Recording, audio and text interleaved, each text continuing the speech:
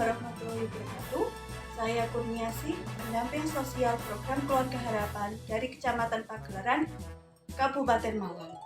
Pada kesempatan kali ini, saya akan melakukan simulasi untuk modul 1, yaitu pengasuhan dan pendidikan anak. Ibu-ibu, tadi kan saya sudah bertanya ke jenengan semua, apa jenengan sudah memasukkan atau pernah memasukkan anak jenengan ke lembaga PAUD. Dan ibu-ibu juga sudah menceritakan bahwa sudah pernah memasukkan anaknya ke lembaga PAUD dan sudah menceritakan gimana manfaatnya bagi anak dan juga jenengan. Ternyata banyak sekali manfaat yang didapat ketika memasukkan anak ke dalam PAUD. Nah, sekarang saya akan memutarkan film dan kita akan menonton bersama-sama. Mari kita lihat ya, Bu.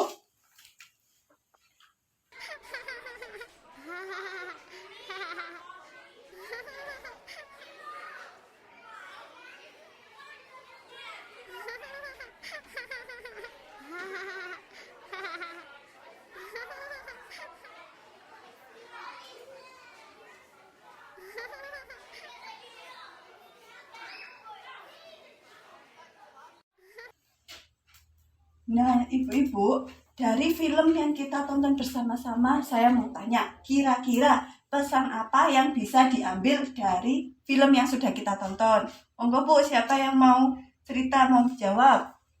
Mbak, kalau saya lihat dari video itu, ada yang bermain sambil belajar, dan di dalam ada yang belajar. Nah, aku delok ya pada seragaman. Oh iya, benar semua Bu yang ibu-ibu sampaikan. Jadi dari video tadi itu anak-anak sedang belajar dan bermain juga diawasi guru-guru. Dan di lembaga PAUD yang tadi itu anak-anak ke sekolahnya pakai seragam. Dari film yang kita tonton tadi, kita bisa mengambil kesimpulan bahwa ada anak-anak yang belajar ke PAUD itu pakai seragam, tetapi di sisi lain tuh juga ada anak-anak PAUD yang tidak memakai seragam. Nah, sekarang saya mau tanya, kira-kira Bu, kalau lembaga PAUD yang baik itu berpatokan pada seragam apa enggak? Enggak apa-apa, enggak pakai seragam. Enggak apa-apa, enggak pakai seragam. Iya Bu, benar, emang enggak apa-apa enggak pakai seragam. Lembaga PAUD yang baik itu enggak berpatokan sama seragam. Terus berpatokannya kalian apa? Berpatokannya itu sama kegiatan yang diadakan sama sekolahnya. Kegiatan yang dikasih dari lembaga PAUD-nya ke anaknya. Di mana kegiatan-kegiatan yang diberi oleh gurunya ke anak-anak itu kegiatan yang sifatnya itu menyenangkan. Terus juga menarik minat anak. Anak itu kalau disuruh ini tuh bukannya menolak tapi malah seneng gitu. Terus juga bermanfaat bagi anaknya. Jadi pendidikan PAUD itu lebih mengutamakan anak agar bisa bermain, bersosialisasi seperti itu.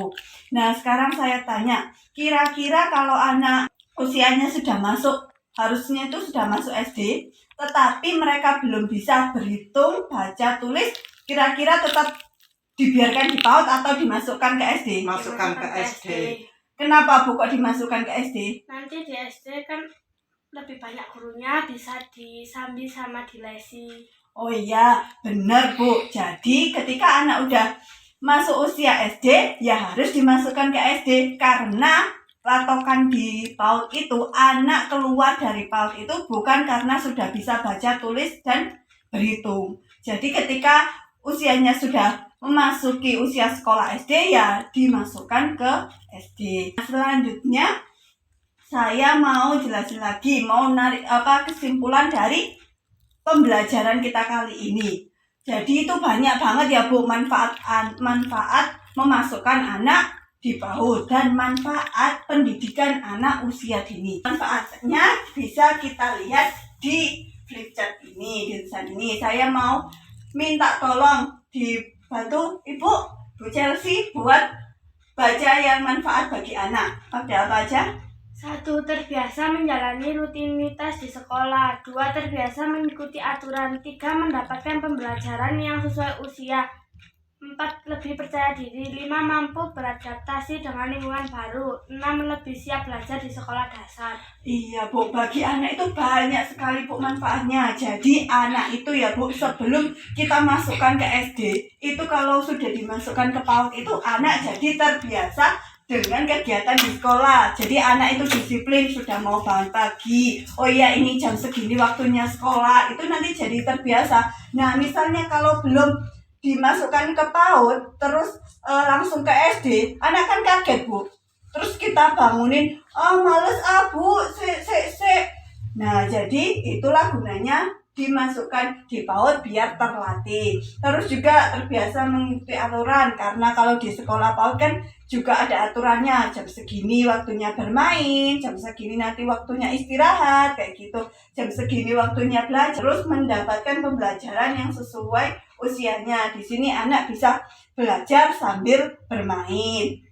Terus juga anak lebih percaya diri, anak jadi suka bersosialisasi sama teman-temannya juga, dan anak lebih siap belajar di sekolah dasar.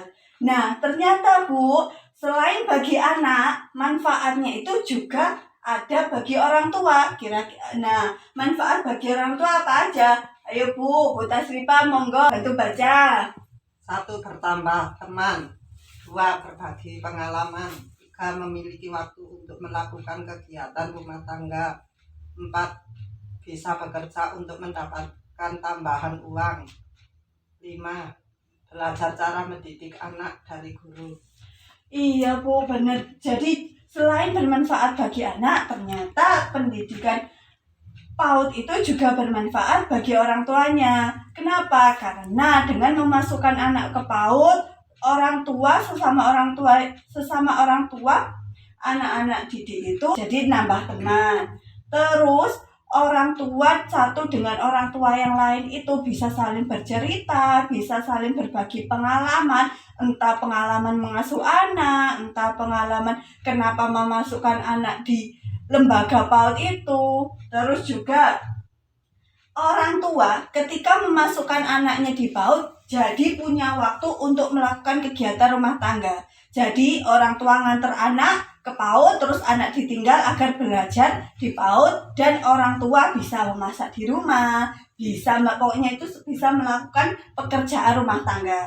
Terus juga bisa bekerja. Nah, kalau biasanya anaknya kalau nggak dimasukin ke PAUD kan harus jaga terus. Nah, kalau dimasukin ke PAUD kan ada waktu buat bekerja. Jadi dari pagi orang tua bisa bekerja. Nah, terus juga orang tua bisa belajar cara mendidik anaknya. Dari siapa? Dari mana? Dari guru-guru di PAUD. Jadi itu nanti guru-guru PAUD dan orang tua itu bisa sharing pengalaman untuk mendidik anak gitu. Kira-kira itu Bu yang bisa saya sampaikan untuk materi kali ini. Kira-kira ada yang ingin ditanyakan Bu?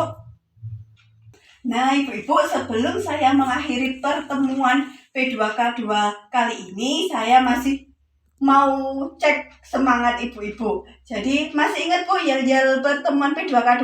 Masih. Nah, kita bareng-bareng ya. Ya. Saya pimpin. Pertemuan P2K2. Pertemuan Peningkatan kemampuan keluarga. Tepuk tangan. Demikian simulasi dari saya terkait modul asuhan dan pendidikan bagi anak.